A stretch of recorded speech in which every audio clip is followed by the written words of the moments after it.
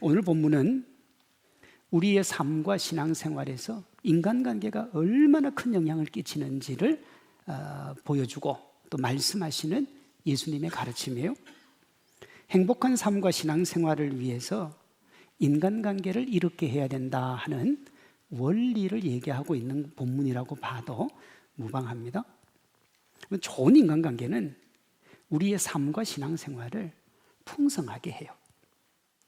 그저 우리가 하나님과만 친해서 되는 거 아니고 함께하는 동력자가 우리에게 힘과 위로가 될 때 그 신앙생활은 참 행복하다고요.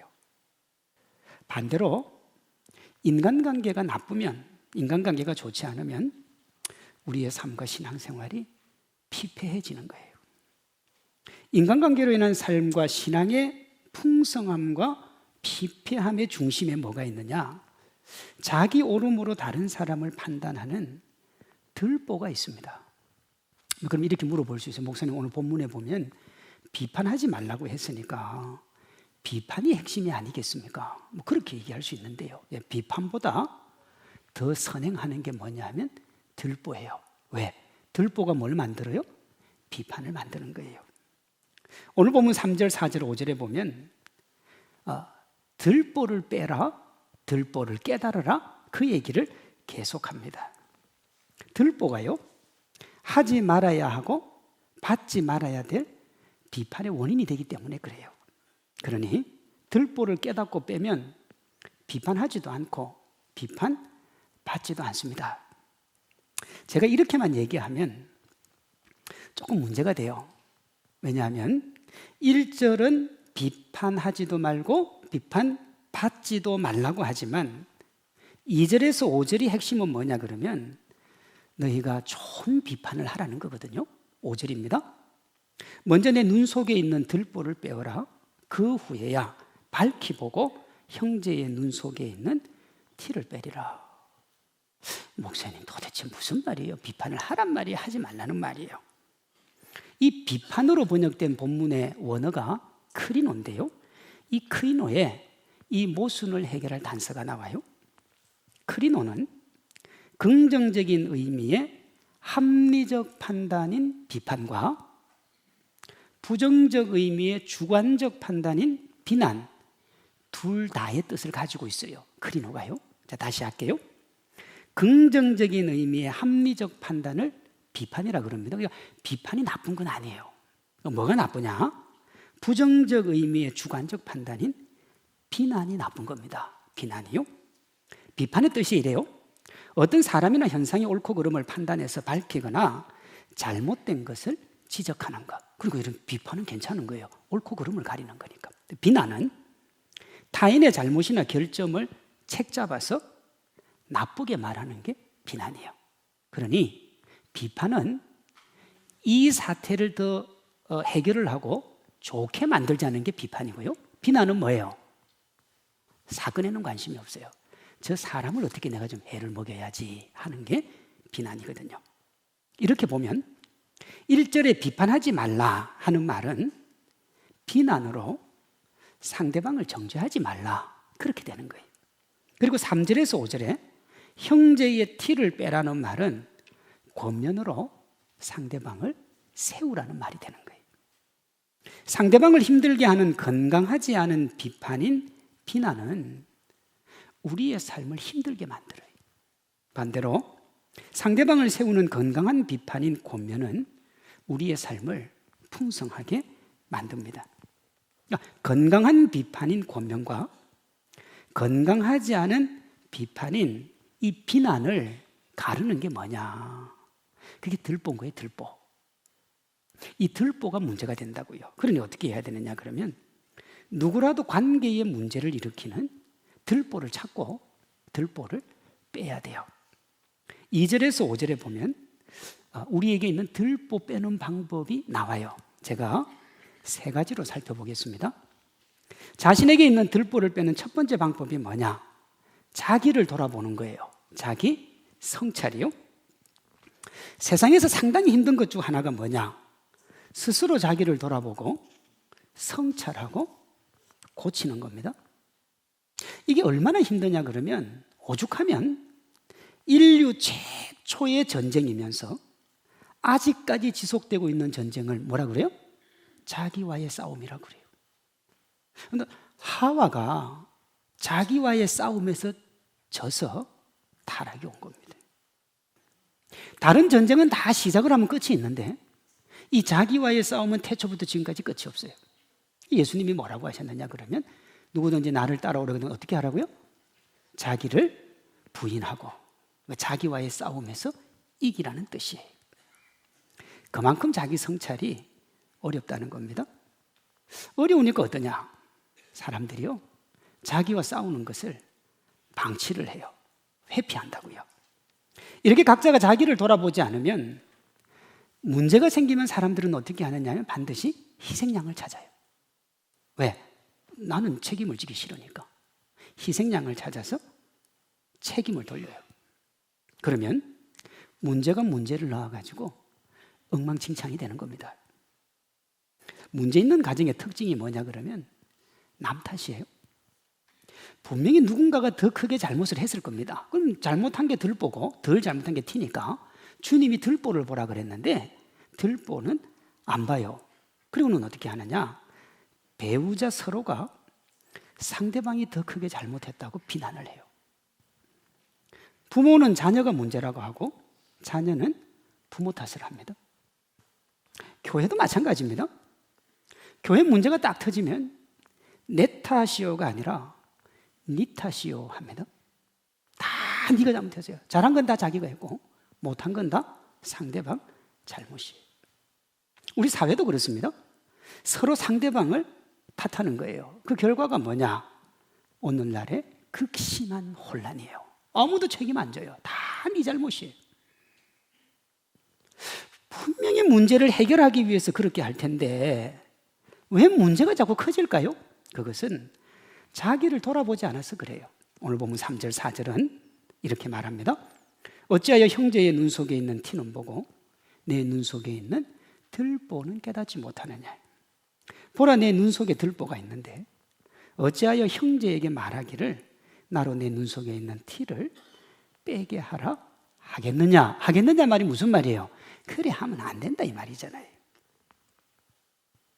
지금 예수님이 하시는 이 말씀과 거의 100% 일치하는 사자성어가 있습니다. 잘못한 사람이 피해자에게 책임을 전가하는 뭐죠? 적반하장이에요. 그래서 우리가 뭐래요? 적반하장도 유분수지 이렇게 얘기합니다. 우리나라 속담도 있어요. 자기에게 있는 큰 허물은 생각하지 아니하고 남의 작은 허물을 비웃는다. 뭐죠? 똥 묻은 개가 겨 묻은 게 나무란다. 네. 내가 겨가 묻어서 잘못했다는 건 알겠다 이거야. 그런데 네 똥이나 닦고 나한테 뭘 하라 이 말이에요. 이 속담의 의미가 뭐냐 그러면요, 상대방의 문제를 지적하는 옳은 말을 하고 싶으면 그렇게 말을 뭘 갖추라는 거예요? 자격을 갖추는 거예요. 자격. 아무리 옳은 말이라도 자격이 안 되면 그 말 하지 말라는 거예요. 이것이 오늘 본문의 핵심인 자기 눈 속에 있는 들보를 깨닫고 먼저 그것을 빼라는 거예요. 제가 이것을 자기 성찰이다 그렇게 이야기하잖아요. 5절을 보면요, 이 자기 성찰을 어떻게 하느냐면 먼저 하라 그래요. 근데 뭐보다 먼저냐 그러면 상대방의 잘못을 보는 것보다 먼저, 상대방의 잘못을 바로 잡는 것보다 먼저 하라고요. 먼저 하라고요. 자기 주변 사람, 가정, 직장, 사회, 국가에 문제가 있을 때 먼저 어떻게 하라느냐? 자신이 지적하려는 문제를 자신이 가지고 있지 않은지를 돌아보라는 거예요. 가끔 말입니다. 자신이 옳은 말을 한다면서 문제거리를 지적하는 사람이 있는데 예수님이 그들에게 하시는 말씀은 아무리 옳은 말이라도 할 사람이 있고 하지 말아야 될 사람이 있다는 거예요. 그게 오늘 본문이에요. 여러분, 이런 말 있잖아요. 당신 말이 다 맞는데 당신이 할 말은 아닌 것 같습니다. 그렇죠? 다 맞아요. 정 맞는 말만 해요. 근데 당신이 할 말은 아니래요. 먼저 내 눈 속에 있는 들보를 빼라. 그 후에야 밝히 보고 형제의 눈 속에 있는 티를 빼어라. 같은 말인 거예요. 이렇게 충고를 해도 말입니다. 네가 뭐라 그래도 난 내 길을 간다. 이런 분들이 있습니다. 5절은 이렇게 양심이 작동하지 않는 사람들을 뭐라고 그러냐 그러면 외식하는 자다 그래요. 외식하는 자. 외식하는 자는 겉과 속이 다르면서도 그걸 당연하게 여기는 사람이에요. 이 말의 동의어가 뭐냐 그러면 위선자입니다. 위선자. 신약 성경에 보면 예수님이 이 외식하는 서기관과 바리새인들아 그러면서 넌 도대체 용서가 안 된다 그랬다고요. 그러면 이렇게 자기중심적이고 겉과 속이 다른 사람이 살아가는 삶의 형태가 어떠냐 그러면 그게 내로남불입니다. 내로남불. 이렇게요. 남이 학교를 자주 찾는 것은 치맛바람 때문이고 내가 학교를 자주 찾는 것은 높은 교육열 때문이에요. 며느리가 친정부모한테 용돈 주는 것은 남편 몰래 돈을 빼돌리는 거고 딸이 친정부모한테 용돈 주는 건 길러준 것에 대한 보답이 같은 거거든요. 며느리는 남편에게 쥐어 살아야 하고 딸은 남편을 휘어잡고 살아야 돼요. 남의 자식이 어른한테 대드는 것은 버릇없이 키웠기 때문이고 내 자식이 대드는 건 자기 주장이 뚜렷해서 그런 거예요. 사위가 처가에 자주 오는 것은 당연한 거고 내 아들이 처가 자주 가는 것은 줏대가 없는 거예요. 같은 말인데 같은 거잖아요. 근데 전혀 다르게 판단을 하는 거예요. 그래도 말입니다. 이 정도 내로남불은 애교로 봐줄 수가 있어요. 이 정도는. 팔이 안으로 굽는 거니까요. 문제는 양심의 화인을 맞아서 그 양심이 전혀 작동하지 않는 거예요. 상대가 가진 티는 들보로 보면서 자신의 들보는 티로도 보지 않는 위선이요. 이렇게 되면요, 걷잡을 수 없는 혼란에 빠져요. 멀리 갈 것도 없습니다. 지금 우리 사회가 이래요. 지금 우리 사회가 엄청나게 혼란스럽다는데 동의하지 않는 분 한번 손 들어보세요. 우리 사회 지금 뭐 괜찮다, 아무 문제 없다. 없죠? 혼란스러워. 이렇게 된 원인이 뭐냐 하면 자기를 돌아보지 않는 외식, 위선의 내로남불이에요. 내로남불. 2020년 올해의 사자성어가 뭐였느냐 그러면 같은 상황을 놓고 나는 옳고 다른 사람은 틀렸다는 아시타비였습니다. 아시타비. 근데 왜 아시타비를 했냐? 내로남불을 말하고 싶은데 내로남불은 뭐가 아니에요? 사자성어가 아닙니다. 내가 하면 로맨스, 남이 하면 불륜, 그거 줄인 게 내로남불이거든요. 이 내로남불을 사자성어로 아는 분들이 있어요. 그래서 이 내로남불의 사자성어를 찾아보니까 아시타비인 거예요. 자, 보세요. 현실을 그렇게 진단하는 이유는 올 한 해를 되돌아보니까 우리가 내로남불 사회였는데 내년에는 어떻게 하자는 거예요? 이걸 고치자는 겁니다. 그런데요, 사람들과 사회가 돌아보기는커녕 내로남불을 강화를 시켰어요. 2021년은 쥐를 잡아야 될 고양이가 쥐와 한패가 되었다는 묘소동처예요. 강화가 됐죠. 2022년은 이제는 잘못을 하고도 고치지 않는 과의불개예요. 고칠 생각이 전혀 없어요. 2023년은 한 발 더 나아갑니다. 공정과 정의를 자기 이익하고 바꾸는 결리망이에요. 그러다가 작년이잖아요. 우리가 계엄도 하고 탄핵도 하고 뭐 했잖아요.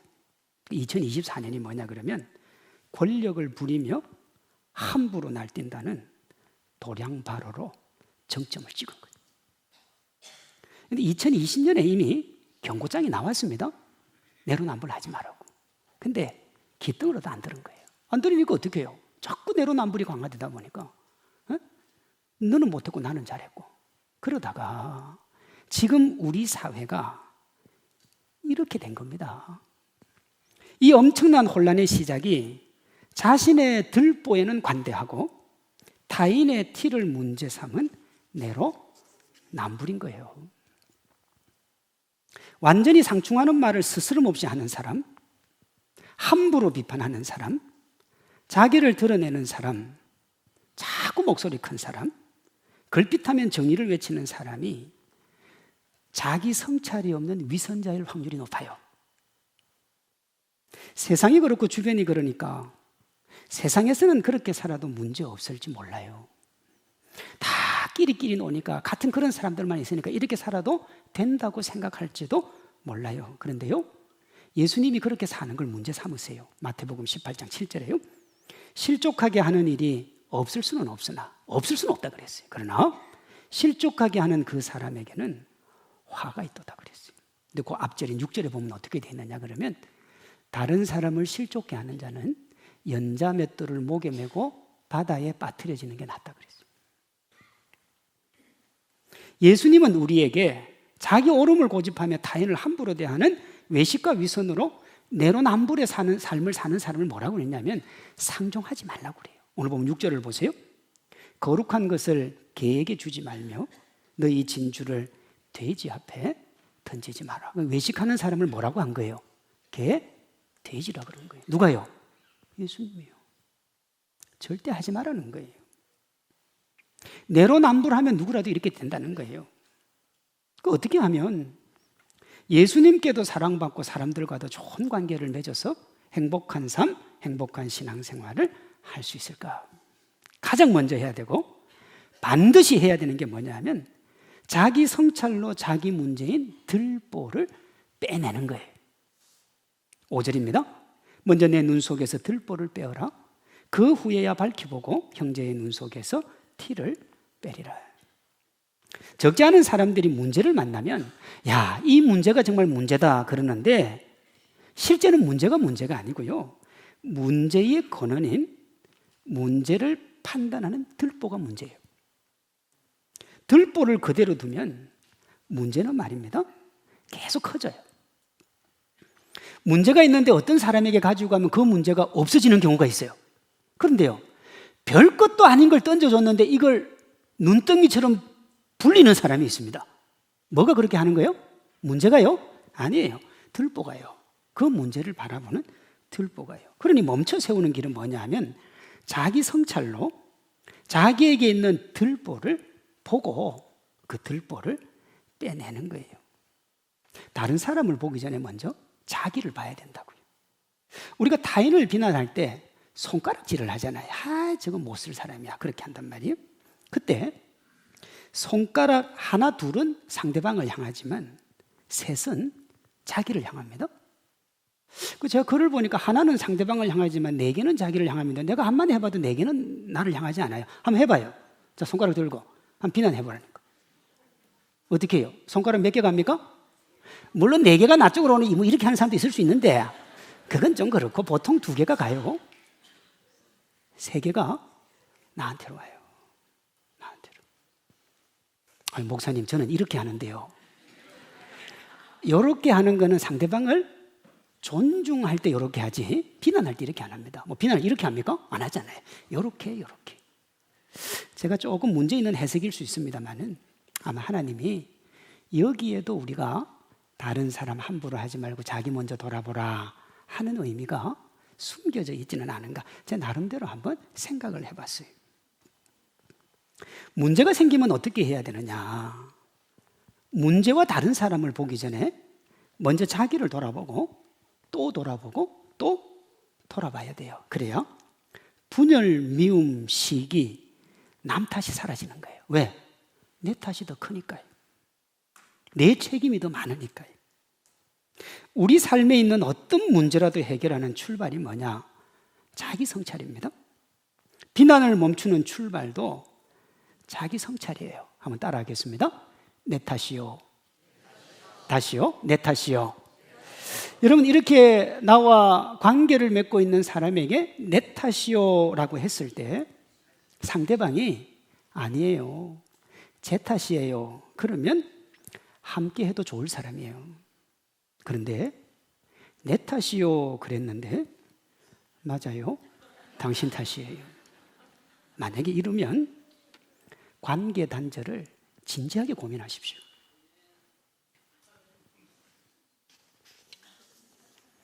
자신에게 있는 들보를 빼는 두 번째 방법은 상대방 입장에 있어서는 역지사지예요. 자, 2절입니다. 너희가 비판하는 그 비판으로 너희가 비판을 받을 것이요 너희가 헤아리는 그 헤아림으로 너희가 헤아림을 받을 것이니라. 앞에서 자기 성찰을 하지 않는 네가 타인을 대하는 태도가 뭐라고 그랬어요? 내로남불이요. 이와 달리 자기를 돌아보는 네가 타인을 대하는 태도는 역지사지입니다. 그렇게 돼요. 역지사지는 처지를 바꿔서 생각한다 하는 뜻이에요. 이것을 타인을 배려하는 마음이라 그럽니다. 이때 배려는 상대방의 입장에서 해주는 배려입니다. 상대방 입장에서 배려하는 역지사지, 제가 구체적으로 두 가지를 말씀드립니다. 하나는 본문에 나와 있는 대로 상대방을 헤아리는 거예요. 이때 헤아림은 내 관점으로 잘해주는 게 아니라 상대의 관점으로 잘해주는 거예요. 내 관점으로 잘해줄 때는 여러분 좋은 결과가 나올 수도 있지만 나쁜 결과가 나올 수도 있는 거예요. 나쁜 결과의 대표적인 게 뭐냐 그러면 스토커의 스토커. 자기 관점에는 뭘 표현을 했어요? 사랑을 표현하잖아요. 그런데 받는 사람은 이걸 어떻게 받아요? 공포로 받습니다. 그러니 내 관점이 아니라 상대방의 관점으로 해야 되는 거예요. 그걸 뭐라고 그러냐면 상대방의 마음을 읽어주는 거예요. 그걸 헤아림이라 그럽니다. 제가 이런 글을 봤어요. 미국에 오래 살던 친구가 잠시 귀국했습니다. 그러니까 아마 어릴 때 초중고를 다니다가 이제 나이가 들어서 외국에 뭐 이민을 갔든지 일이 있어서 갔겠죠. 그 친구가 귀국을 했어요. 그리고 자기에게 전화가 왔어요. 밥 한번 먹자고. 그때부터 내가 이 친구에게 뭘 사주면 이 친구가 만족할까 고민을 합니다. 미국에 살다 왔으니까 이 사람이 제일 처음에 양식을 빼요. 왜요? 미국은 또 양식을 하니까. 한국식 짜장면, 삼겹살, 불고기, 한정식을 사줄까 생각하다가 자기가 출장 가서 보니까 코리아타운에 이게 다 있더라는 거예요. 그래서 그것도 뺐어요. 그렇게 며칠을 고민하다가 친구를 만나서 이렇게 얘기합니다. 친구야, 오늘 우리 떡볶이 순대 오뎅 먹으러 가자. 그리고 그 친구를 데리고 갔는데 중고등학교 다닐 때 둘이 함께 주구장창 먹던 분식점으로 간 거예요. 둘이 밥을 먹고 난 다음에 미국의 이 친구가 자기가 제일 먹고 싶은 것을 대접해 줬다고 계속 고맙다는 말을 하는 거예요. 너무너무 고맙다고. 분명히 값비싼 음식을 사준 것도 아니고 분위기 좋은 식당 아니죠. 정말 허름한 식당에 갔는데도 친구가 그렇게 행복해하고 진심으로 고마워했던 이유는 뭡니까? 친구의 마음을 헤아려 준 거예요. 마음을. 상대방 입장에 서서 상대방의 마음을 수십 번 들여다본 겁니다. 내 친구가 뭘까 제일 좋을까? 어떤 걸 제일 행복하게 여길까? 뭘 해주면 저 친구가 만족을 할까? 내로남불의 비난은 파국이지만 역지사지의 헤아림은 해피엔딩이 되는 거예요. 역지사지하는 다른 하나가 뭐냐 그러면 나무가 아니라 숲을 보는 겁니다. 여기서 제가 말하는 나무는 상대방이 나를 힘들게 하는 단점 하나가 아니라 숲은 상대방이 나에게 잘했던 99개의 뭘 보라는 거예요? 장점을 보라는 거예요. 장점. 여러분 관계를 맺고 살아간다는 건 그래도 내가 관계를 맺을만 하니까 맺고 있는 거잖아요. 부족한 게 있어도 그래도 관계를 맺을만 하니까 맺고 살아가는 거니까 단점보다는 장점을 보라는 거예요. 숲은 많은 종류의 나무들로 이루어져 있습니다. 살아있는 나무도 있고 죽어있는 나무도 있어요. 살아야 되니까 죽어있는 나무만 쳐다보면 그 나무를 치우는 게 좋죠. 죽었으니까요. 그런데요, 그 나무에서 버섯이 자랍니다. 맞죠? 그리고 새들이 거기 구멍을 파고 자기 새끼들도 키우기도 하고 알을 낳기도 하는 거예요. 그렇게 새가 있으면 숲에서 무슨 소리가 울려납니까? 새 소리가 울려나요. 그 나무 치우고 나면 살아있는 나무 바람 부는 소리만 있지 새 소리는 없다고요. 죽어있는 나무 개별은 쓸모없어 보이지만 전체 숲으로 보면 환상의 조화가 되는 거예요. 이처럼 좋은 것만 모아가지고 최고가 되는 게 아니라 진짜 최고는 어디서 나오느냐? 조화에서 나오는 거예요. 조화에서. 어떤 분이 컴퓨터로요, 가장 예쁜 눈, 가장 예쁜 코, 가장 예쁜 입, 가장 예쁜 귀로 최고의 얼굴을 만들었더니 이상적인 얼굴이 나오는 게 아니라 이상한 얼굴이 나와요. 이상한 얼굴. 예쁘고 멋진 얼굴은 최고의 조합이 아니라 장점과 단점의 뭐예요? 적절한 조화에서 나오는 거예요. 부족한 점이 문제가 될 수 있습니다만은 전체 속에서 단점을 해결하는 조화일 수도 있는 거예요. 문제로 불리는 티가 성장과 성숙의 디딤돌이 되는 거하고 같은 겁니다. 그러면 문제는 나쁜 게 아니고 좋은 거예요. 위기가 기회인 것처럼. 상대의 부족함이 보이면 상대의 뭘로 메우라는 거예요? 좋음으로 메우라는 거예요. 이것이 역지사지고 어떤 것도 누구도 비난하지 않는 힘이 되는 겁니다. 자신에게 있는 들보를 빼는 세 번째 방법은 사랑의 마음으로 상대를 대하는 거예요. 예수님이 우리에게 사람을 대할 때 따뜻한 마음을 담은 사랑으로 대하라 그랬단 말이에요. 요한복음 13장 34절 새 계명을 너희에게 주노니 너희가 서로 사랑하라. 내가 너희를 사랑한 것 같이 너희도 서로 사랑하라 그랬단 말이에요. 우리가 하는 말이 긍정적 의미의 권면이 되느냐 부정적 의미의 정죄가 되느냐를 가르는 것은 말이 아니라 말에 담긴 마음인 거예요. 어떤 사람은요 정말 좋은 얘기 들었는데도 성질 내는 사람이 있어요. 근데 누가 봐도 정말 듣기 불편한 얘기를 해도 감사하는 사람이 있습니다. 그러니 말의 문제가 아니고 말에 담긴 마음이라고요. 악의를 가지면 그것이 악순환되어서 관계가 풍비박산이 나는 거예요. 오늘 본문 2절 전반부를 보세요. 너희가 비판하는 그 비판으로 너희가 비판을 받을 것이요 그랬단 말이에요. 어떤 사람은요 자기는 비판해도 남은 자기를 비판 안 할 거라고 생각을 해요. 그런 건 없어요.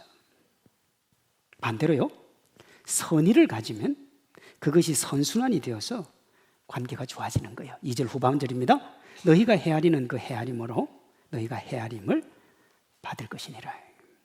여기 선순환을 쌓는 헤아림의 토대가 뭐냐? 사랑의 마음이에요. 우리가 앞에서 두 가지를 살펴봤잖아요. 자기 성찰의 기본적인 마음의 바탕이 뭡니까? 사랑입니다.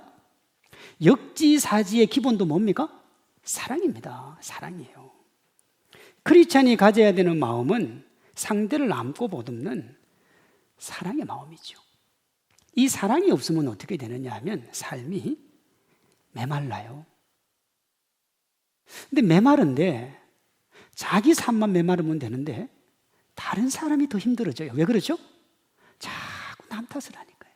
남 탓을 하니까. 이혜인 수녀님은 이것을 이렇게 말했어요. 내 마음이 외로울 때면 나는 늘 남을 봤습니다.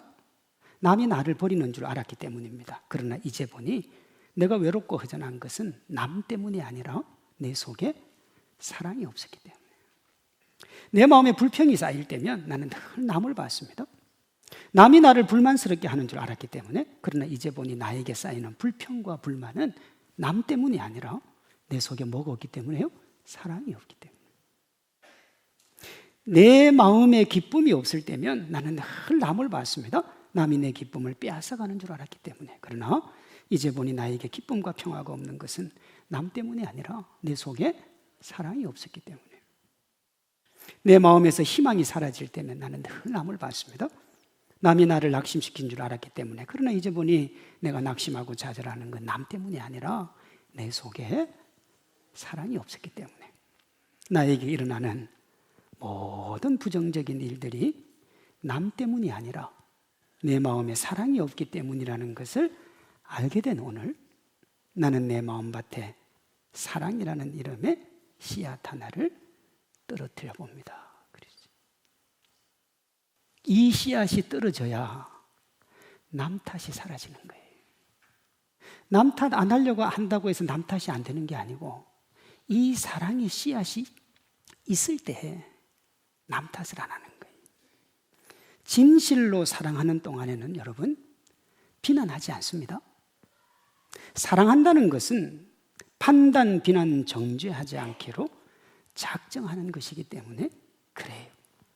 이혜인 수녀님처럼 오늘 여러분 마음밭에 사랑의 씨앗을 심고 잘 자라게 해서 위로와 격려로 비난을 대신하는 멋진 하나님의 사람들 되시기 바랍니다. 마무리할게요. 자, 여러분한테 여쭤볼게요. 여러분 중에 나는 내 배우자의 비난으로 성숙해졌다, 그런 분 있습니까? 나는 내 배우자가 비난을 너무 잘해서 성숙해졌다. 아니면 여기 자녀들 중에 나는 부모님의 비난으로 여기까지 성장했다, 그런 분이 있습니까? 타인의 비판, 비난을 견디지 못해서 자살하는 사람은 있어도 성숙하는 사람은 없어요. 비난은 비난의 악순환으로 이어지고 그 결국이 뭐냐? 파국이에요, 파국. 이런 이유로 하나님이 뭐라고 하시느냐? 절대로 상대방을 공경에 빠뜨리는 비난의 판단을 하지 말라고 그러세요. 야고보서 4장 11절입니다. 형제들아, 서로 비방하지 말라. 형제를 비방하는 자나 형제를 판단하는 자는 곧 율법을 비방하고 율법을 판단하는 것이라. 네가 만일 율법을 판단하면 율법의 준행자가 아니요 재판관이로다. 입법자와 재판관은 오직 한 분이시니 능히 구원하기도 하시며 멸하기도 하시느니라. 너는 누구이기에 이웃을 판단하느냐. 어떤 분이 이렇게 얘기할 수 있어요. 목사님, 제가 판단할 만하니까 판단하는 거예요. 근데 하나님이 뭐라고 하느냐? 너희에게는 판단할 자격이 없다고 그러잖아요. 너희가 사랑은 의무적으로 해야 되지만 누군가를 비난하고 정죄하는 건 너희에게 주어진 게 아니라 그러잖아요. 그래도 목사님 내가 판단할 만하니까 아니라니까. 그건 그 사람이 누가 된 거예요? 하나님이 된 거예요. 입법자와 판단은 하나님이 하신다. 그러니 여러분, 절대로 누군가를 비난하거나 판단하면 안 되는 거예요. 자기 성찰은 전혀 없고 별것도 아닌 것을 문제 삼으며 상대방을 공경에 빠뜨리려 하는 마음으로 누군가 비난하면 그거 좋아하는 사람 아무도 없습니다. 반대로 자기 돌아보고 상대방 입장에 서서 진실로 상대방을 위하는 사랑의 마음으로 지혜롭게 조언하면 그게 좋은 말이든 싫은 말이든 듣기 좋든 싫든 고마워하게 돼요. 고마워하게 된다고요. 문제가 뭐라고요? 들보요. 꼭 기억하시고 어떤 상황에서 자기 성찰 역지사지 사랑의 마음으로 지혜롭게 대처하면 하나님께서 우리에게 여러분의 가정, 여러분 자신, 여러분 직장, 우리가 몸담고 있는 이 교회에 건강한 사랑이 차고 넘치게 해주실 줄로 믿습니다. 그런 멋진 하나님의 사람들 되시기를 주님의 이름으로 축원합니다.